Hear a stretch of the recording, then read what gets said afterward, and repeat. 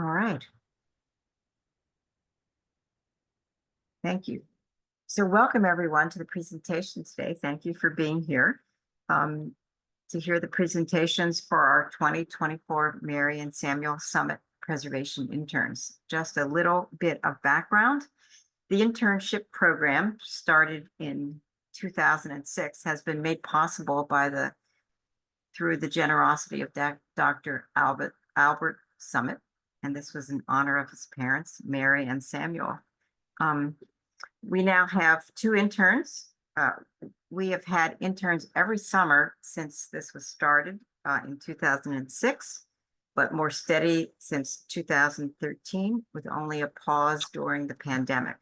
So our interns for 2024 this summer are Amina, Malik, and Elliot, Galvis.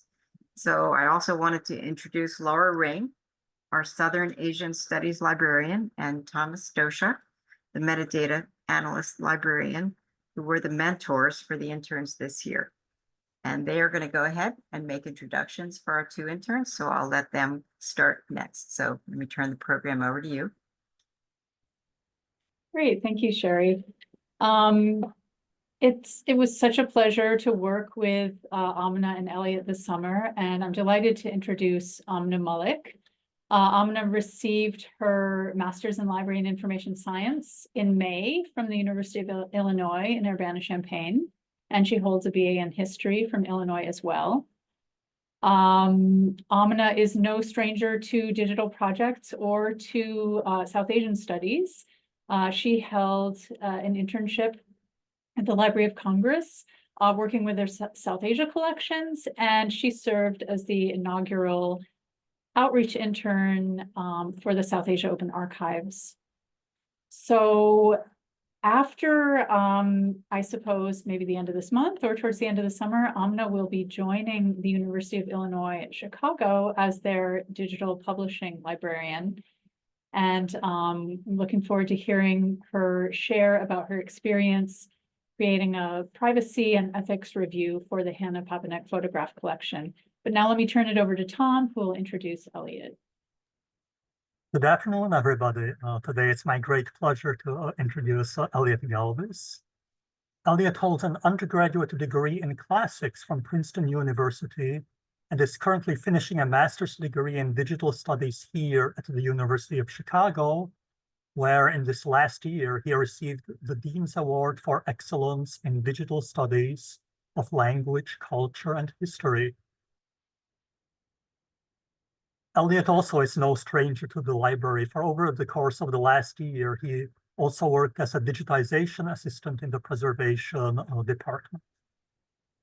For the Somit internship this year, Elliot assessed and evaluated a donor-generated metadata for the collection to determine the scope and quality of the metadata, developed a metadata profile with content standards for the collection that took ethical standards and reparative description into account, and pioneered workflows for creating metadata within the library's nascent Node framework.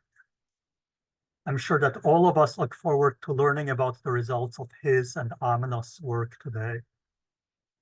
Before I turn the presentation over to Elliot and Amina, I just want to let you know that we will proceed as follows. First, they will give their presentation, and after that, we will have a question and answer period. You are, of course, welcome to insert questions into chat anytime during the presentation, and we will incorporate those into the Q&A session at the end. So without further ado, I pass the baton on to Elliot and Amina. Thank you so much, Tom. I'll be sharing my screen.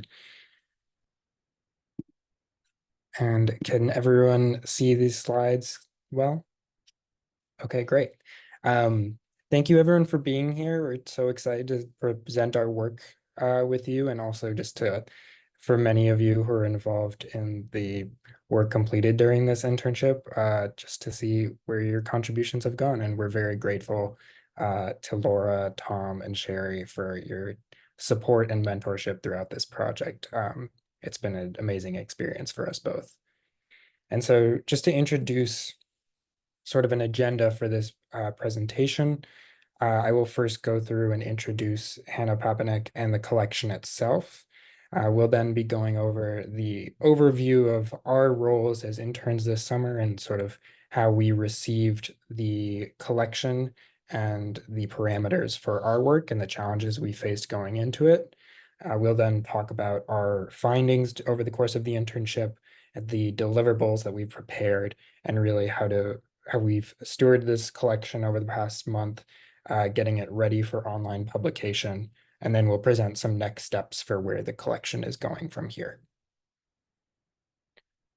To begin, Hanna Papanek was an anthropologist and a Czech-American immigrant whose family first fled from Czechoslovakia after Nazi Germany expanded, and she actually fled to the United States after originally fleeing from France.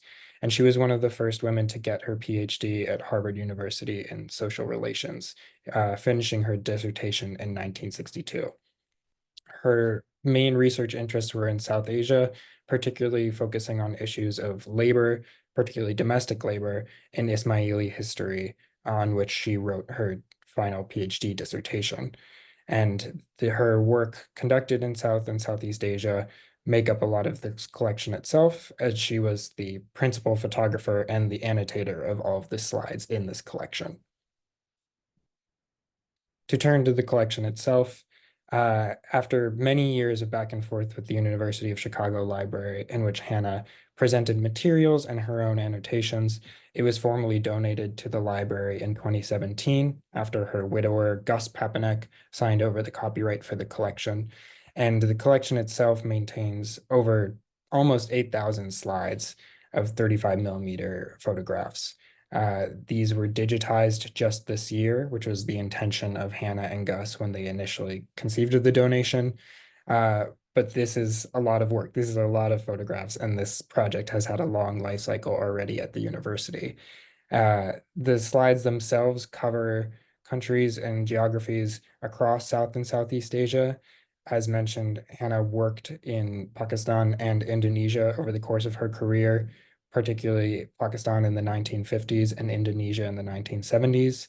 And many of the photos from this collection are a combination of her research work and her personal travels while living in the regions. The physical slides of the collection are now housed permanently in the Special Collections Research Center at the University of Chicago Library, and these digital photos are being prepared for online publication, as I'll explain in further detail soon.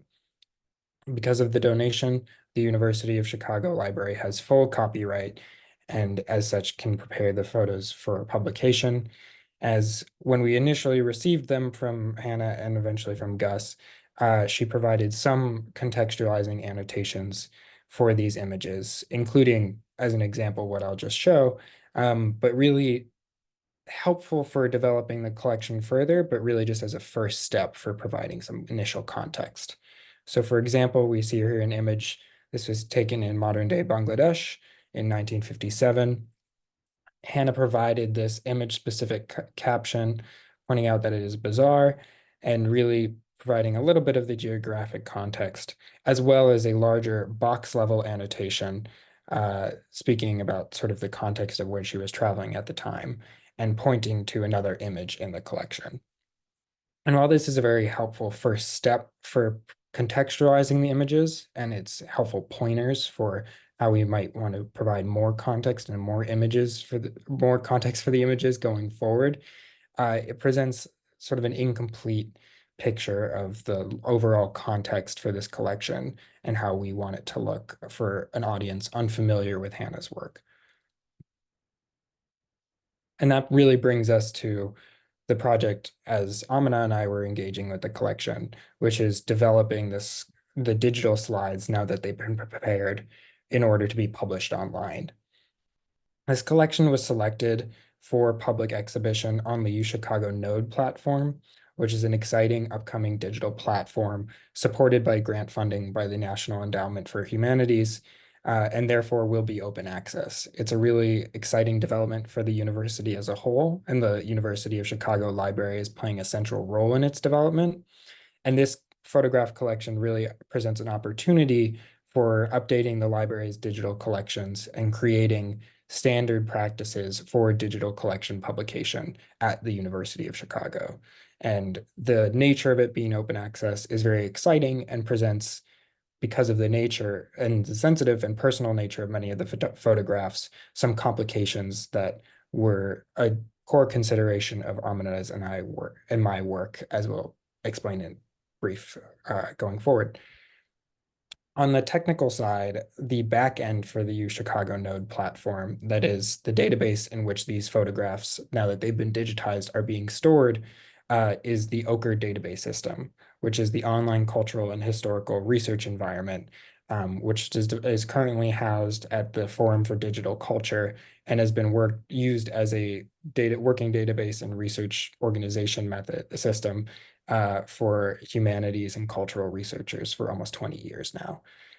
Images that are being stored there will have their metadata upgrading completed within that platform, and I will reference to it throughout the presentation, but I just mention it here as a bit of a preview for some of the more technical metadata work that will go into the collection publication process. In addition to these sort of more technical side of this work, I'm now going to turn it over to Amina to explore some of the preliminary ethical concerns and access questions going into preparing this collection that we had to grapple with during our projects. Thank you for that, Elliot. So just to backtrack a little bit of the work that has already been performed on the collection, Fariha Koshal, who was the 2022 to 2023 Southern Asia Digital Projects Fellow, and also the first to perform a privacy review, noted several ethically complicated considerations for the collection's publication. These concerns would come up when providing open access to sensitive or personal photos, or determining if consent was obtained from communities represented, as well as the unforeseen impact of online and digitized distribution, and also how to represent historically accurate or politically sensitive information while maintaining the original source annotations. Koshal, in her review, noted sparse or dated legacy metadata and the need for extensive metadata upgrading and standardization. So the privacy review I would perform then was really grounded in these preliminary concerns that Fariha Koshal had laid out. You could go to the next slide, Elliot. So for my project workflow, we established a goal for the collection initially at the start of the project. My project mentors and Elliot had placed high value on advocating for least amount of restrictions to the images. The justification for this is that this is a collection of approximately 8,000 images in color spanning urban to rural localities across South and Southeast Asia. And to limit viewing would mean the potential for research value and engagement would also heavily decline. Additionally, these are representations that do not take up much space in Western academic archives. So for communities who are marginalized and underrepresented in special collections, the decision to lead with least restriction is also rooted in the advocacy to diversify special collections and actively work to amplify histories that are not as known. Two of the communities in particular that I will talk about have contributed significantly to the economic prosperity in South and South Asian countries at the time of their independence in the mid-20th century.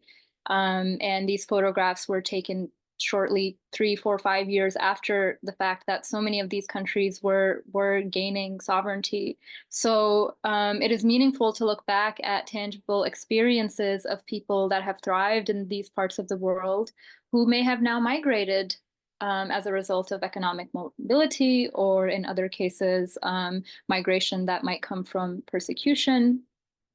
However, this does not mean that we did not practice the agency to restrict publishing certain images where concerns of privacy and informed consent consent were very upfront, but rather we extensively consulted with subject experts, community members, information professionals at other institutions to display content in the most ethical manner, so we would not have to practice restriction as default when faced with challenges.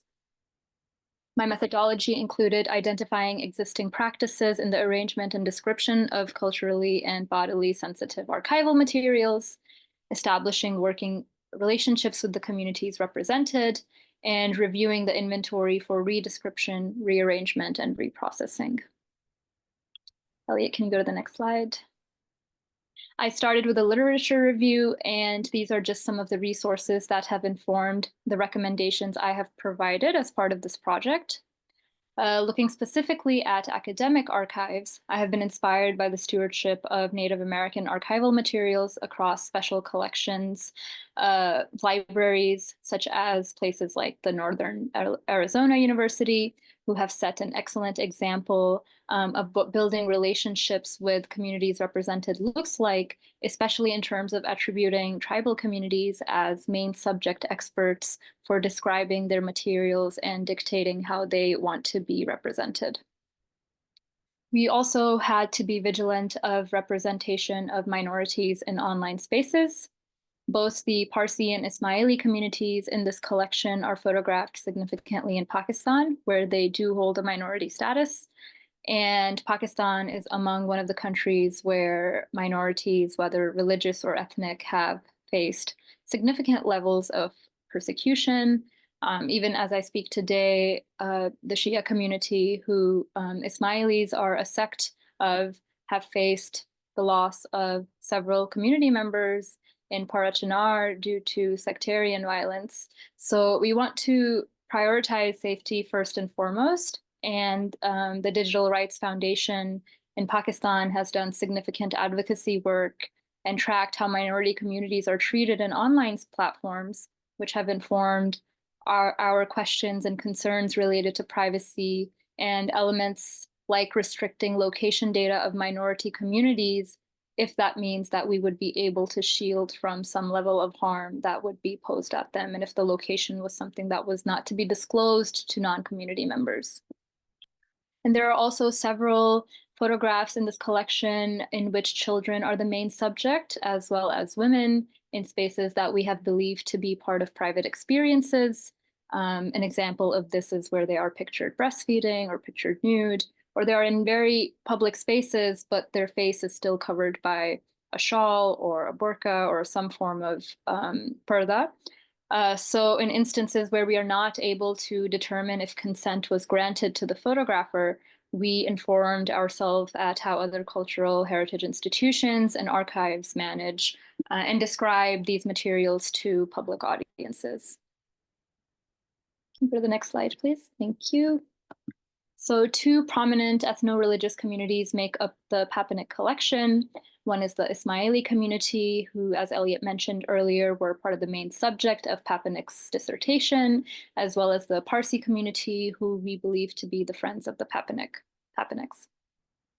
Among the images from these communities, we observed cultural celebrations like weddings and baby showers, religious events such as enthronements, as well as observations of communal grief when observing religious events such as Muharram. As we approach the content of these images and their rather brief descriptions, it was necessary for us to consult with the Ismaili and the Parsi communities on image restriction for community-controlled viewing or sourcing accurate subject headings that would describe the activities depicted. And amidst our conversations with both community members, it was made clear to us that the images that are a part of this collection are to be published because they represent this rich and vibrant history that members of these communities have established throughout the 1950s and 60s and 70s across South Asia. Next slide, please. In fact, one of the images that was initially flagged for a privacy concern by Koshal was titled First Kiss. And this challenge was worked through because the Parsi community expressed to us the normalcy of couples exchanging this form of affection after rings are exchanged between a couple. The impact of navigating the challenge this image presented also led to the family of the couple pictured, Fali and Zareen Bulsara, to have access to the images.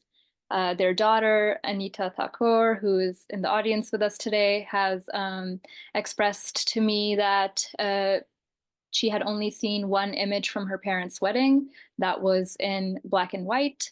And so this was the first time she was able to engage with all of these images in color of her parents and her family members. So ethical hosting of archival materials also means locating the friends and families of individuals represented in these photographs, as it extends the collection so much more, making it live and present among the interlocutors and their communities. And then we have an image of the Takhnashini.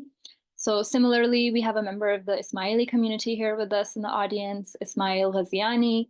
And when we shared images of the enthronement of the community's current imam, Karim al-Hosseini, we observed the static collection of photographs come to life when Ghaziani shared about using these images for educational purposes among Ismaili youth when they are to be published. So these are just some of the highlights and impacts of involving the community as part of this project. So I just wanted to thank both Anita and Ismail for their engagement and enthusiasm as the collection progresses towards publication. Next slide, please. One of the reasons why we have been able to prepare photographs for publication and enhance the discoverability of the collection is through codifying the practice of reparative description in the workflow of this collection. The Society of American Archivists defines reparative description as the remediation of practices or data that exclude, silence, harm, or mischaracterize marginalized peoples in the data created or used by archivists to identify archival resources.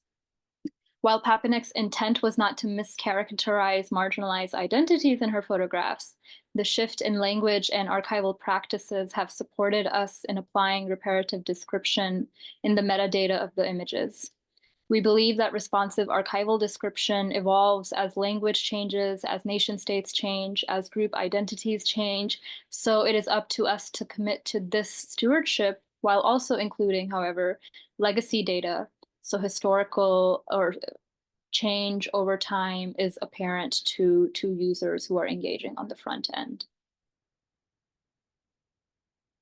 Next slide, please. We consulted with Stephanie Luke, metadata librarian at the University of Illinois Urbana-Champaign, who is leading the work of reparative description. And one practice we implemented by Luke is the use of people first language, which humanizes photographed individuals who have been captioned by language that is now dated or even considered derogatory. So the two examples I have here are coolie and villager. So coolie was a term that was used specifically for South Asian men, often in India, who were luggage transporters, often on train stations, but it is a term that is now dated and not currently accepted as appropriate. So instead of using the legacy transcription of coolie, we recommend providing an identifier or a statement that would say this is a man working as a luggage transporter on whatever station in whatever city. And then similarly for villager, it has been used as a term that implies the source of unsophisticatedness that men, women, and children from rural spaces lack that folks from urban spaces might carry. So it alienates individuals. So instead of using the term villager, we would just refer to man, woman, child in whatever city is mentioned. And I'll shift it over to you now, Elliot. Great, thank you so much, Amina.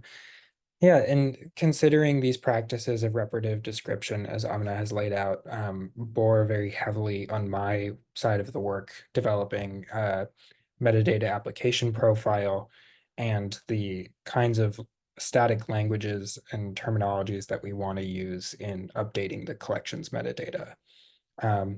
As a forewarning, I realize that many people in this audience may not be familiar with metadata work, and so I will try to balance the explanation of these terms with sort of how they benefit the user on the front end.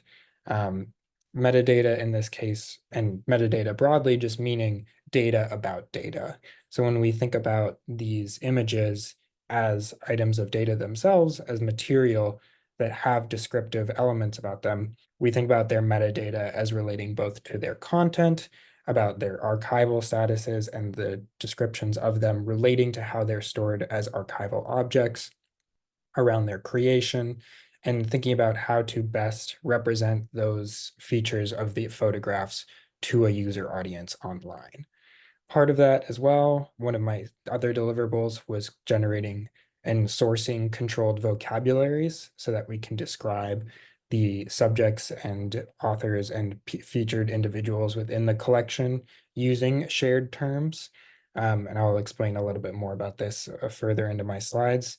And then finally, in looking ahead to the further development of the collection, I was responsible for creating workflows for how this metadata enhancement would take place.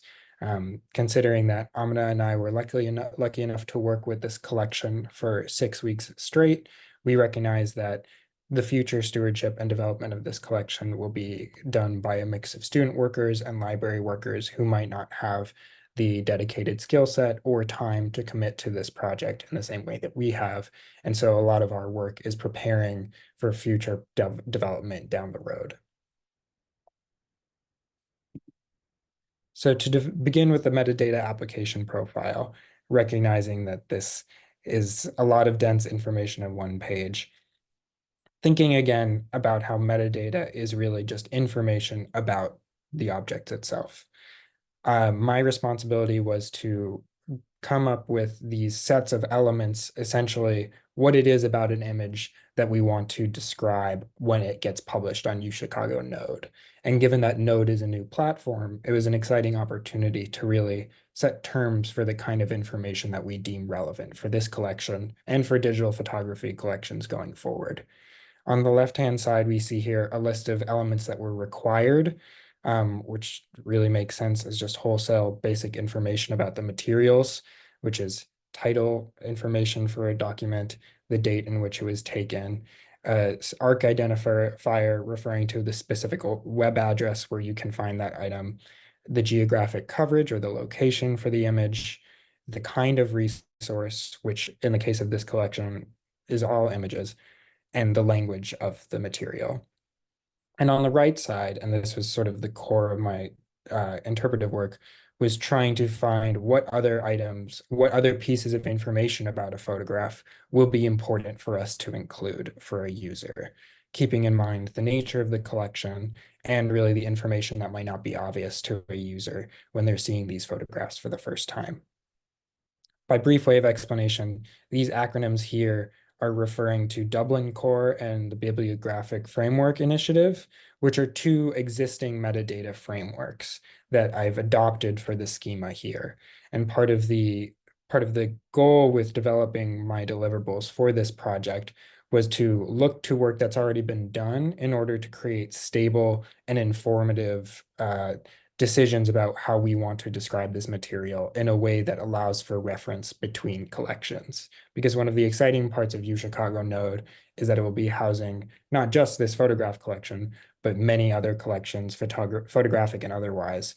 And so we want to be able to link elements between different collections.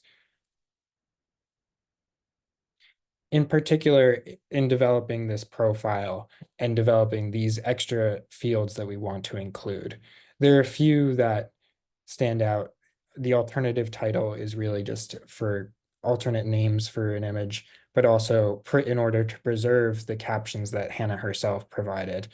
Description fields allowed for additional commentary. Subjects allow us to describe the content of the photos, and creator agent allows us to say who generated the photo, if there were multiple photographers or if there were contributors, who are they? And one of the difficulties that come up in this development is how to refer to the same entities with similar vocabulary or with identical vocabulary so that you're not using the same terms to describe different things. An example of this is in an image that contains a photo of dogs. We have a standard sort of common sense English definition of dogs. But if you go to Wikidata, which is a subject term or is a repository for controlled vocabulary, dogs, the first entry is actually a band. Whereas if you go to the Library of Congress, dogs is the animal in plural. So it becomes really important to determine which vocabularies you are going to use to define certain kinds of terms across all of these fields. Similarly, if we have photographs that are taken in Bangladesh, but were labeled as taking place in East Pakistan at the time they were taking, we want to be able to point to the same geographic entity, even if it has different names. And so this is where it becomes really crucial to identify specific controlled vocabularies. And this was really the second stage of my deliverables for this project, was identifying which vocabularies we want to use in which instance so that we can use our language consistently.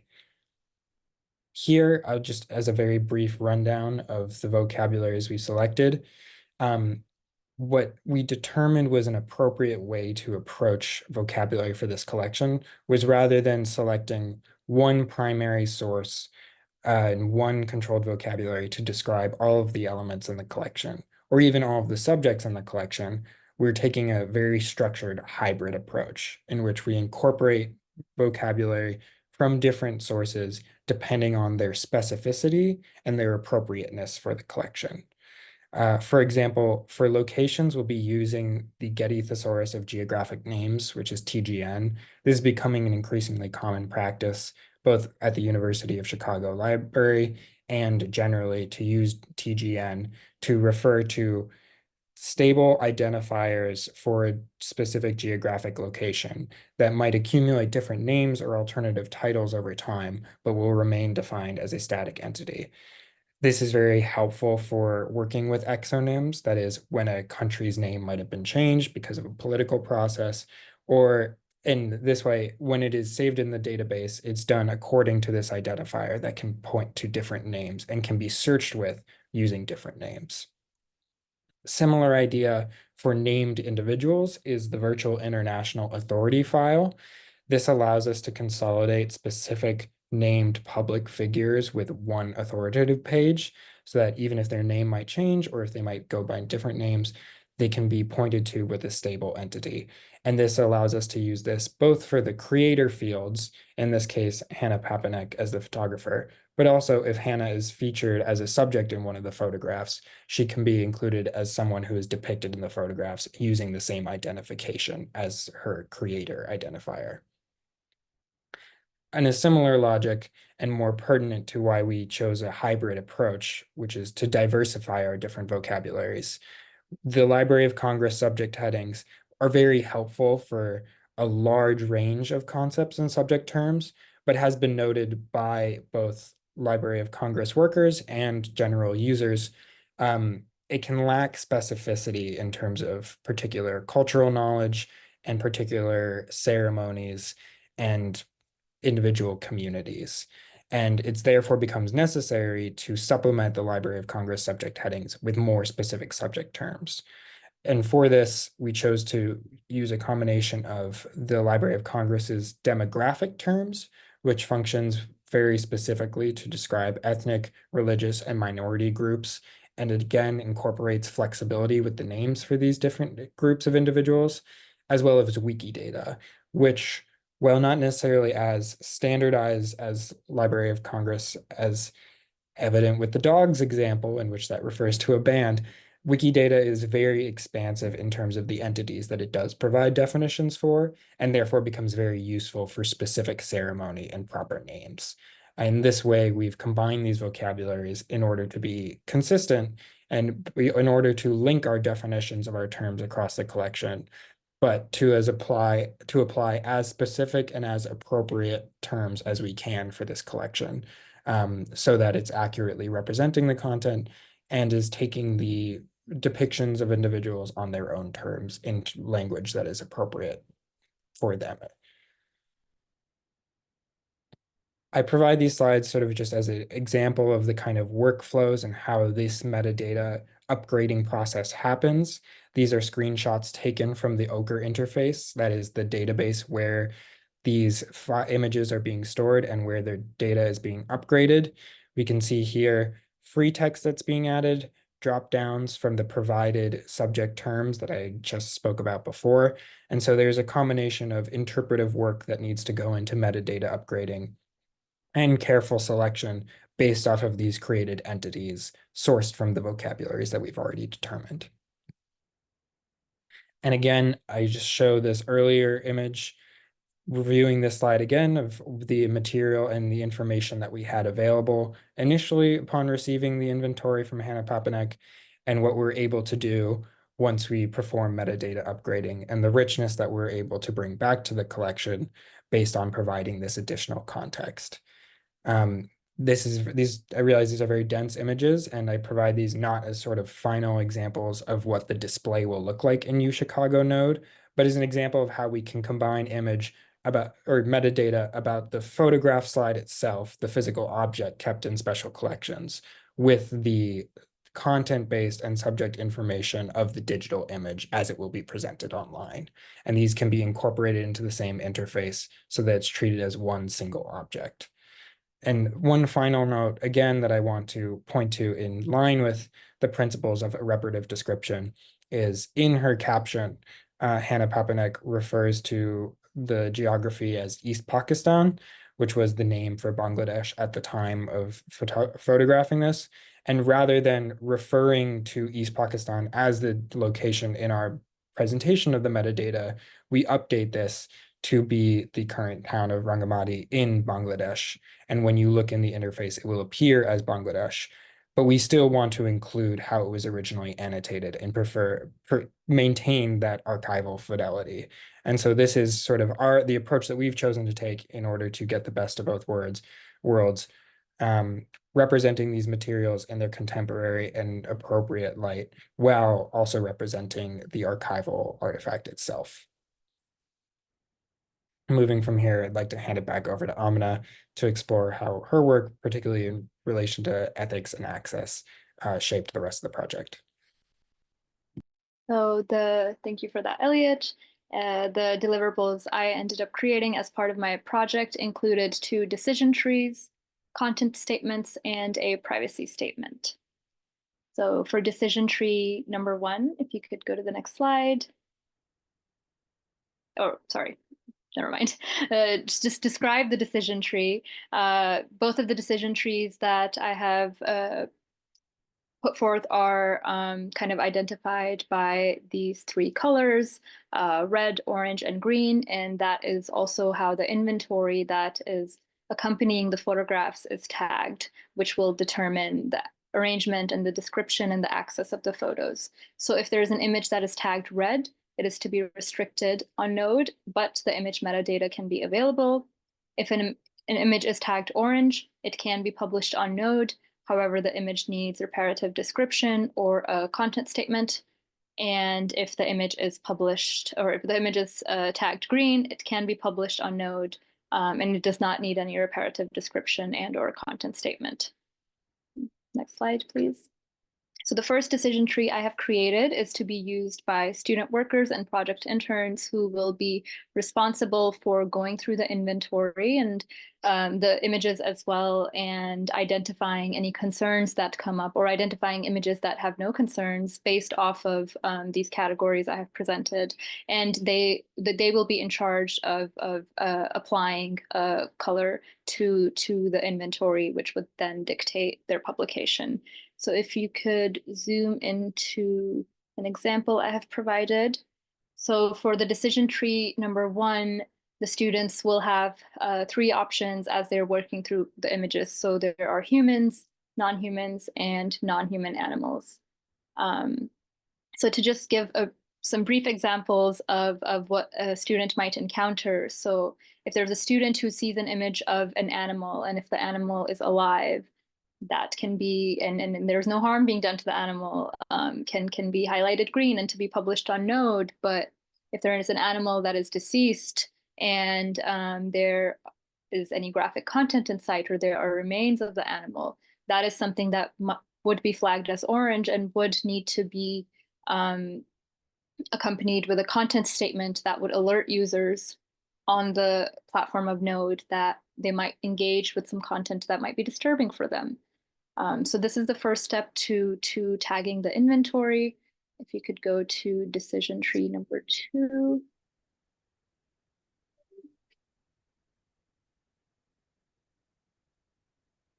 Decision tree number 2 is specifically for individuals who would be responsible for preparing the publication of these photos. So individuals at Ochre and Node, or the metadata librarians, as well as the collection curator. And this decision tree is dependent on the tagged images as well, and it kind of gives the collection stewards different case scenarios of what to do if an image is tagged orange or red or green, and what content statements to apply, and what levels of restriction to apply. So if the collection curator is working with an image that is tagged red, that would be an indicator that the image cannot be published on Node. And this particular example could contain a picture where someone is depicted nude, because there is not that understanding if consent was given as part of Papanek's personal collection or to be circulated widely and publicly. For the moment being, we would tag it as red. And then it can also be up to the collection curator to determine whether someone can request access to the image for research purpose. And if that inclusion is made onto the platform, the user who is engaging with the image would have to abide by not publishing it or reproducing it or using the image for commercial use. Those are some of the decision trees.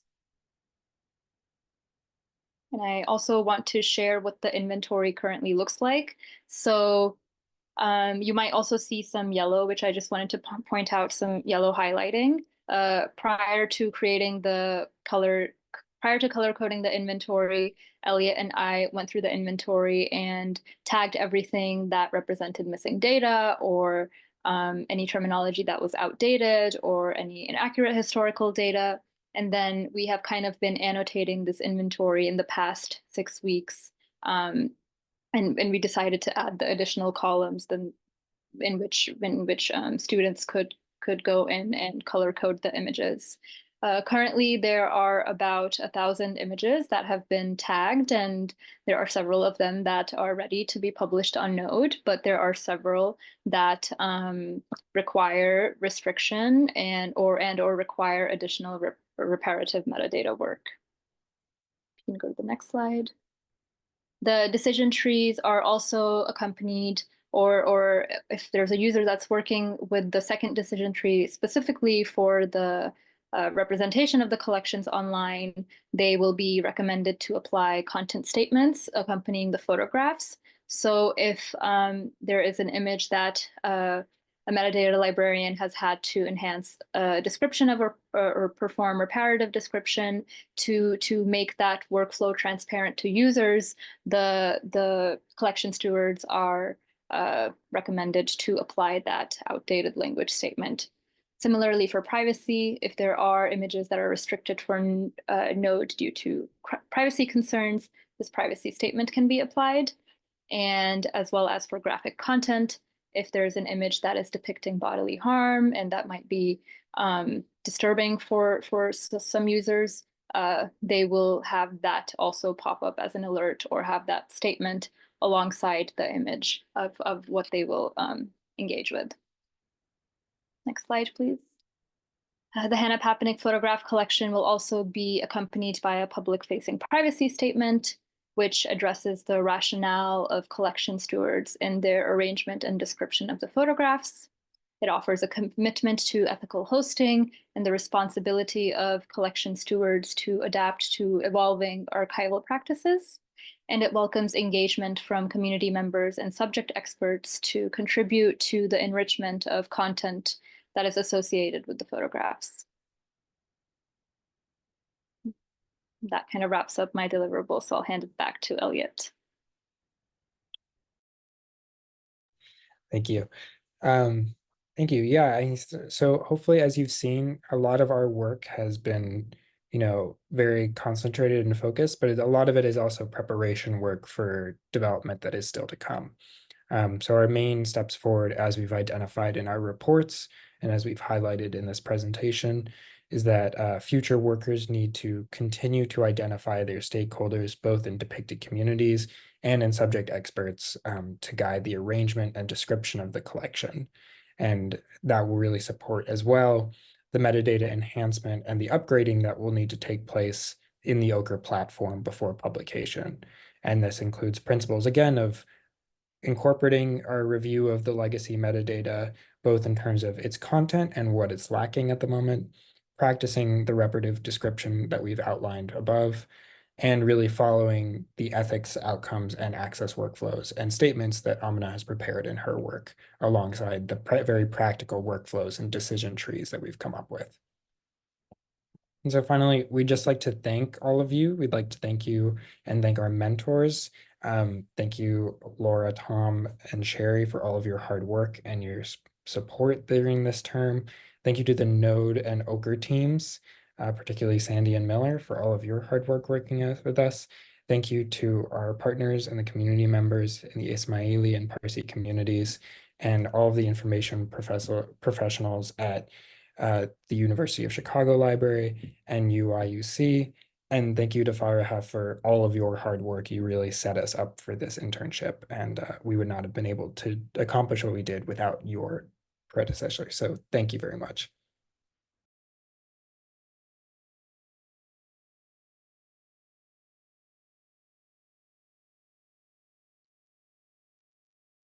Thank you, everyone. That was wonderful. And if you want to stop sharing your slides, we are ready to take questions.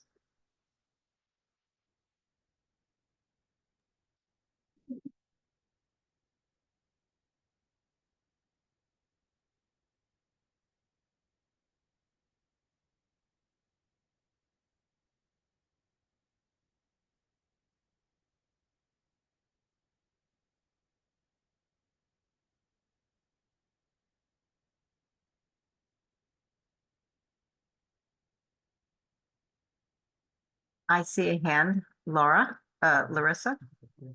Yeah. Just unmute and introduce yourself, please. Yeah, I think I unmuted myself. Yes. Can you hear me? Okay, good.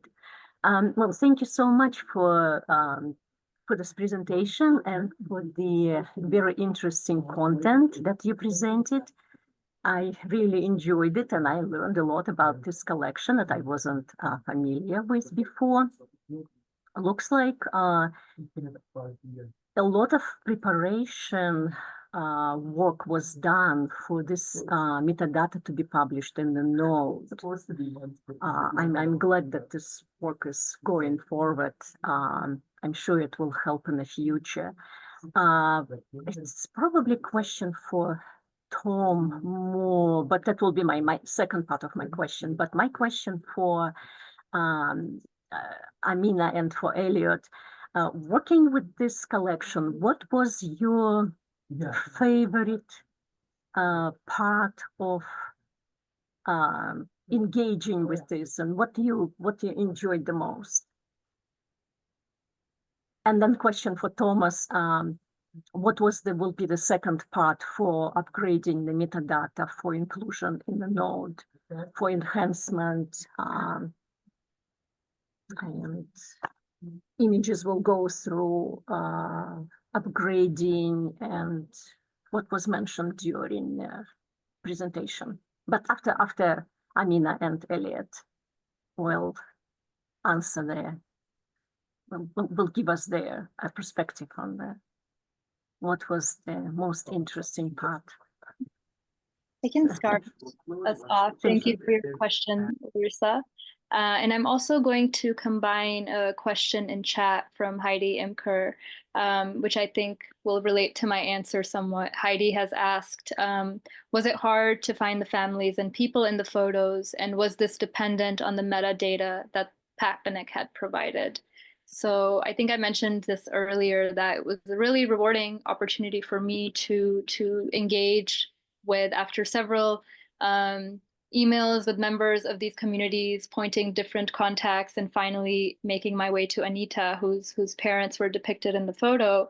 I think the most rewarding aspect for me was to have individuals and engage with, which turned out to be their families' histories. I did not think that we would have that as an outcome, to be engaged with the daughter of the couple in the photograph. But there were parts of, back to Heidi's question, elements in Papanek's metadata that helped us locate this contact. So there was a Parsi social reformer and educationist whose name is Gul Minwala, who we assumed Hanna Papanek to be friends with in Karachi. So the name of Fali and Zareen Brilsara was not, I think Zareen's name was present in the inventory, but it was through knowing about Gul Minwala and asking members of the Parsi community if they know anyone that might be related to this person, starting from kind of just like her identification. And before I had spoken with Anita, I had spoken with several other women who I located through a Parsi publication called Faizana, which is operating out of the Midwest. So it was a long trail to finally connecting with Anita. And Papanek's description certainly helped with that. And it was just a very rewarding experience overall.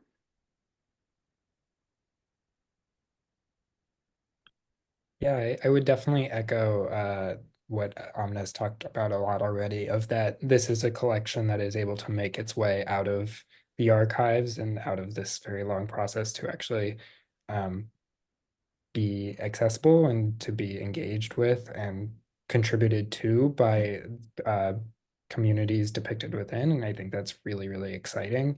I think also just the richness of the collection was really rewarding for me. I feel like I was learning a lot about different political histories, about religious communities, ongoing historical developments that Hanna was present or living in the area for at the time.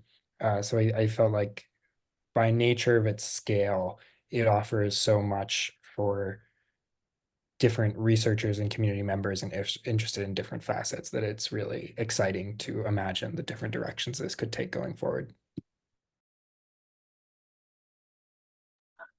Thank you. Yeah, I think making this collection more available certainly will serve the community, the academic community, much better. Thank you for doing this.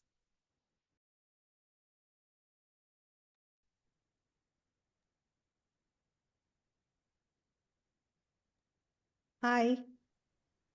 I just wanted to say thank you for displaying the photos of my parents' wedding in such a beautiful and respectful manner. It was lovely to see all the pictures. My grandparents are in them. My aunt, who's no longer with us, most of them are no longer with us. So thank you so much. It just came out of nowhere, and I look forward to sharing this presentation with the rest of the family. So thank you, Amina. Thank you, Elliot. Thank you, everyone. Thank you, Anita. We have one more question. Go ahead and unmute. Thank you. Yes, Wakil Lily, processing archivist, special projects archivist in the SCRC. I just have a question about something that I saw on one of your slides.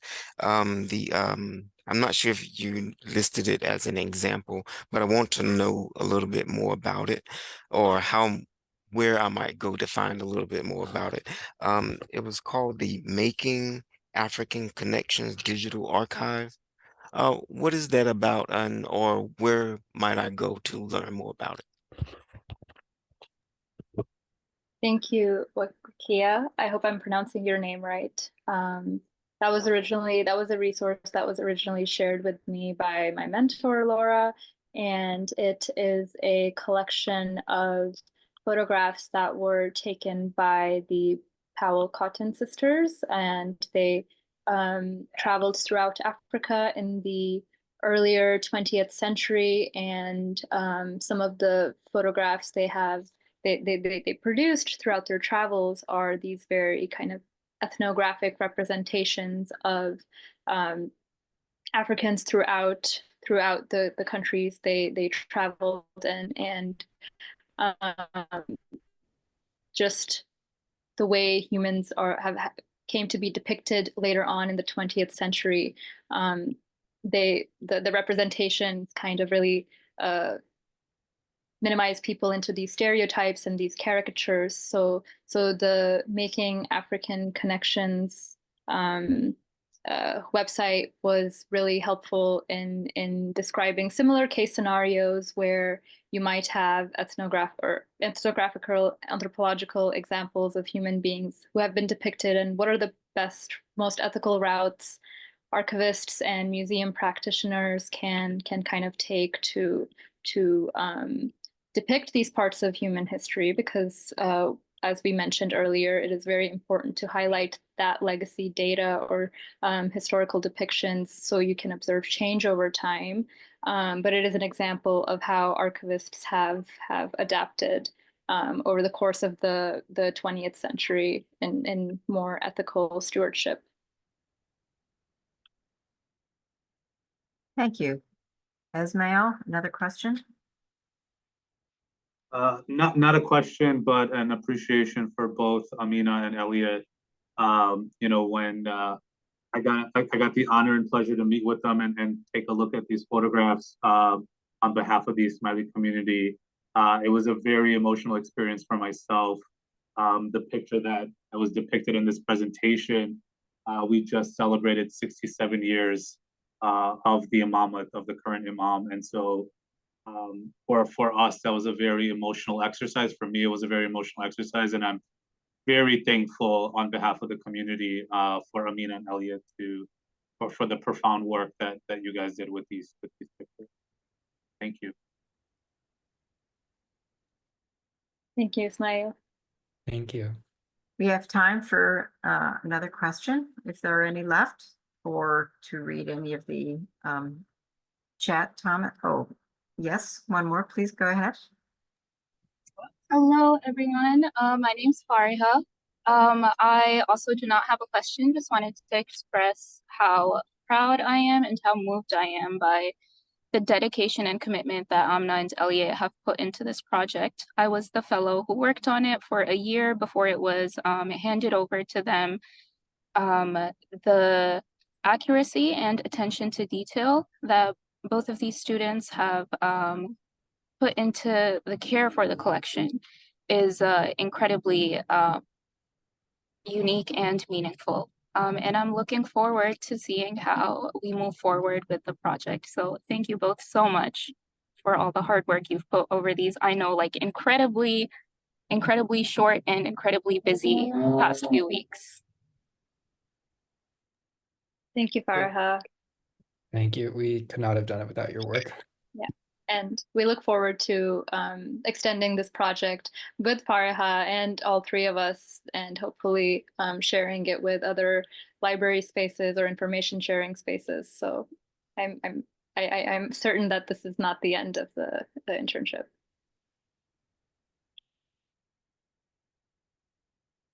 If there are no further questions, I'd like to extend my thanks to our interns, Amina and Elliot, for their outstanding work on their projects that are going to contribute not only to these projects, but to future projects that we undertake.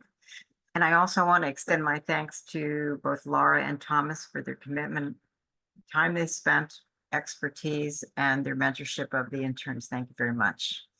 And thank you all for coming today, and what a great audience. Thank you so much. I will definitely be sending out the link to the recording so that you can have that and share that if you wish. So thank you again. Bye-bye.